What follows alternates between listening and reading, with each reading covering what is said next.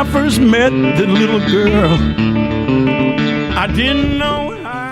Curtis Salgado on the music bed from the new album Rough Cut, and that features Alan Hager. And we just heard the Blues People soundbite that features the voice of the late great harmonica master Walter Shaky Horton. Now, Curtis, you heard the old man talking about the blues, and my question to you is, you didn't grow up in Chicago or Mississippi, but I might not know that from listening to your music. So how does a white kid from Oregon become such an amazing blues talent? Well, look, in Eugene, Oregon, I grew up in a modest home in Eugene, Oregon, which is a lumber mill town / University of Oregon. And blues artists are traveling people. They're Rolling Stones.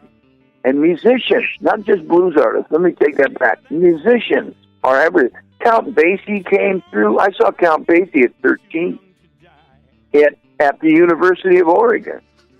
And, everybody was playing, and I was 18 years old. I was 17 when I saw Johnny Shine. And all these people came through. And so it isn't like everything is just, you got to come from Chicago. Music was all over the place. And look, here's a handful. I saw Johnny Shines. I ended up meeting and playing with Johnny Shines later on. But I saw him when I was 17. I saw Big Joe Williams when I was 17 years old. Clifton Chenier stayed at my apartment when I was 22. Played with Johnny Lee Hooker, L.C. Good Rock and Robinson, Sonny Rhodes, Frankie Lee, Buddy Ace. Buddy Ace was on Duke Records, and so was Frankie Lee. Both of those guys sang their butts off. I mean, those cats could sing. And Frankie Lee sounded like Johnny Taylor or Sam Cooke. And he did all his... And then Frankie Lee was on Duke Records, These cats were out of Texas, and they migrated to Oakland. Oakland's down the street from Eugene, Oregon. And so these guys traveled when they played through. I saw Muddy Waters and Sonny Land Slim and Willie Dixon and Carrie Bell before I was 25. I saw Howlin' Wolf when I was 19 with the bass player for Robert Cray. Me and Richard Cousins. We drove up to Seattle and saw Howlin' Wolf. Saw John Lee Hooker, saw all of these people. I saw Freddie King and Albert King on this. They toured together. And they'd play at the Paramount. And, And I saw, Captain Beefheart and Jeff Russell and, this and this. I saw a lot of good rock bands and stuff. Delaney and Bonnie, I remember them being really cool. Leon Russell, this and this. It was happening back then. And I saw Mississippi Fred McDowell, Charlie Musselwhite. I paid for Walter Horton to play at this place called the Wow Hall in Eugene. I gave him $500, and him and Johnny Nicholson and what's the drummer's name? I can't think of his name right here. Not Clifton James. Can't think of his name right now. Just escaped me. But Walter Horton, I gave him $500, and I opened up for him. That's like 1974. It's a long time ago. Well, Curtis, we only have time for one more question. I'd like to ask you about your famous connection with the making of the Blues Brother character played by John Belushi.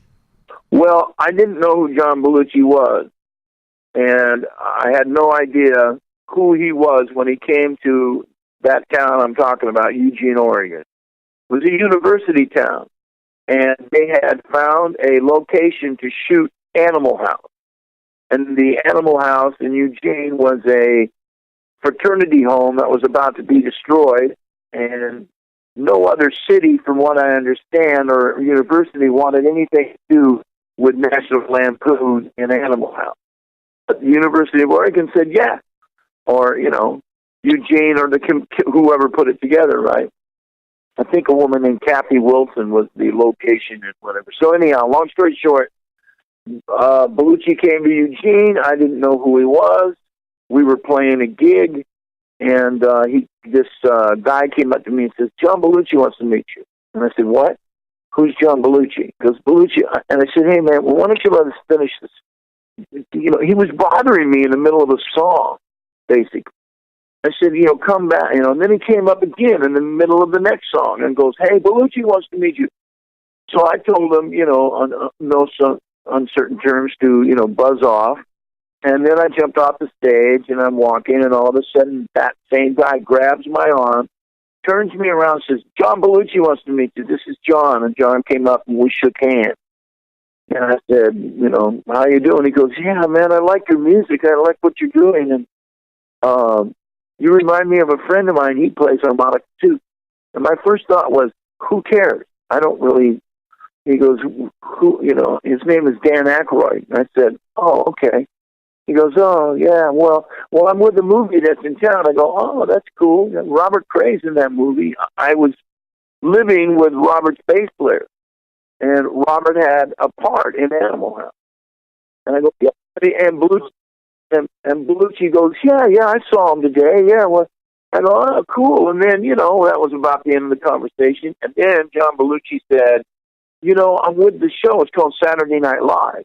And I go, oh, that's great. And I work on Saturdays. And plus I didn't own a television, and I'd never seen Saturday Night Live. And this is like 1977.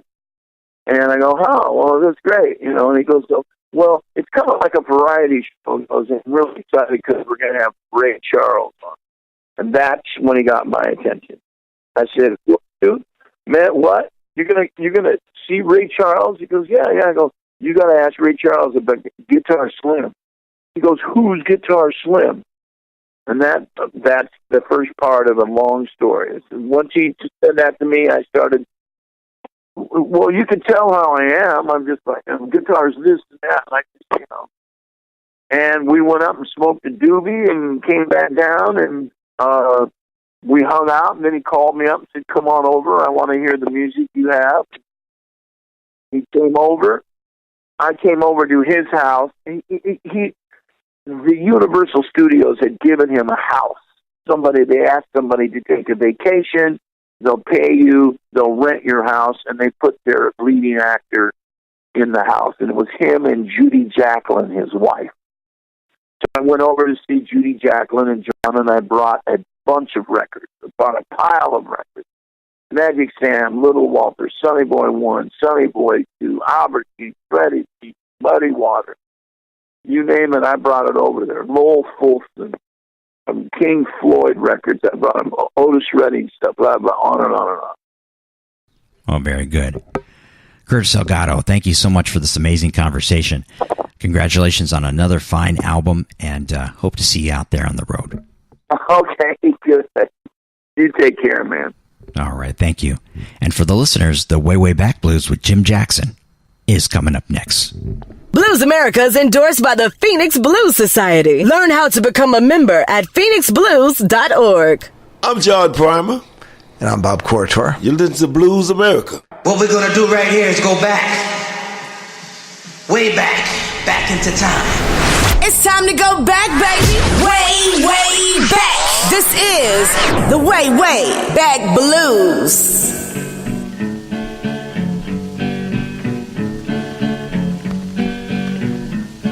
I'm going to tell the sergeant and see the chief police.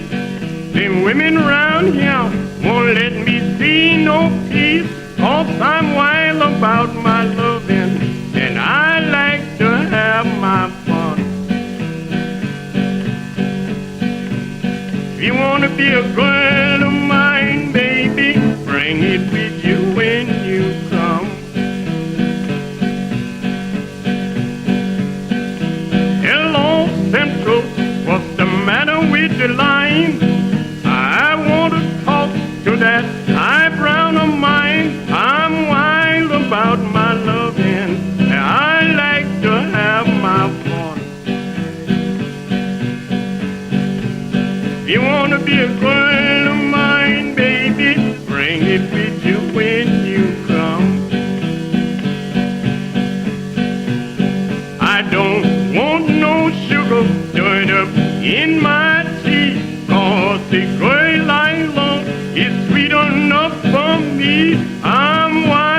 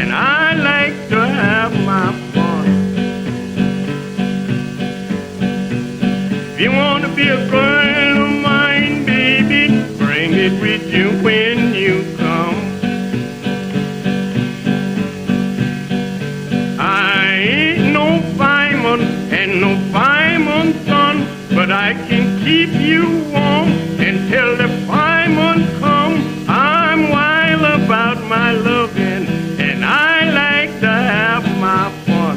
Set this soup outdoors.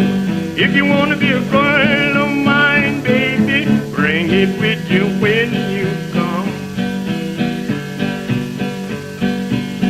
I'm gonna tell all you people to listen to this song. I'm going to see my girl, and it won't be long, because I'm wild about my loving, and I like to have my fun. You want to be a girl of mine, baby, bring it with you when you come. I mean when you come. Well, that's the Way, Way Back Blues featuring pre-war blues pioneer Jim Jackson with I'm Wild About My Lovin'. Now, this song has been covered by several rock groups, including Loving Spoonful.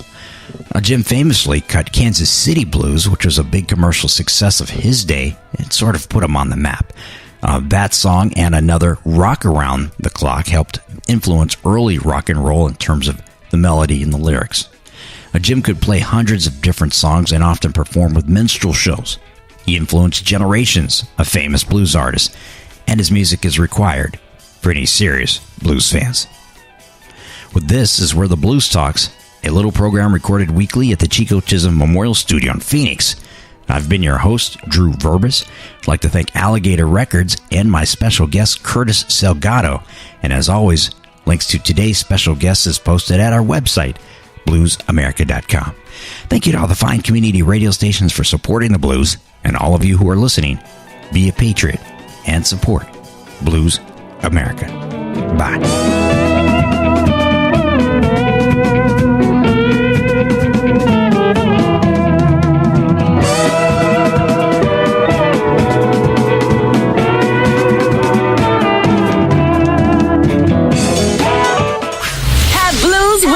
We'll travel. More Blues America next week. Blues America, America.